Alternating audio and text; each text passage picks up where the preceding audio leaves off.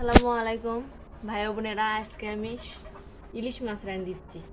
ফেসবুকে দেখলাম 2700 টাকা কেজি ইলিশ। আমরা গরিব মানুষ, আমরা কি 2700 টাকা দামে ইলিশ খাইতে পারি? এই জন্য আজকে এই যে গরিব মানুষের ইলিশ। এখানে আছে পেঁয়াজ পিষে লিছি, আদা রসুন জিরা পিষে লিছি, আর সরষে কাঁচামরিচে পিষে লিছি।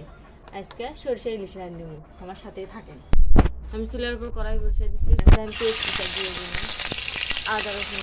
আমি পেঁয়াজ আর আদা রসুন আগে ভালো করে তেলের মধ্যে ভেজে নিলাম। ভাজালো হয়ে গেছে, আমি এখন একে একে বাকি মশলাগুলো এর মধ্যে দিয়ে দিই। লবণ দিয়ে দিন, হলুদ। যেহেতু আমি সর্ষের মধ্যে কাঁচামরিচ পিষে নিয়েছি, এই জন্য আজ আগে থেকে কাঁচামরিচ আর সর্ষে পিষে রাখছিলাম, এর মধ্যে দিয়ে দিলাম। কাটা সেগুলো ইলিশ মাছ আমি দিয়ে দেবো। নাড়াচাড়া করে দিব। আর উপরে তেল ভেসে উঠতে আমার সরষে ইলিশ রান্না হয়ে গেছে, আমি নামে নিব।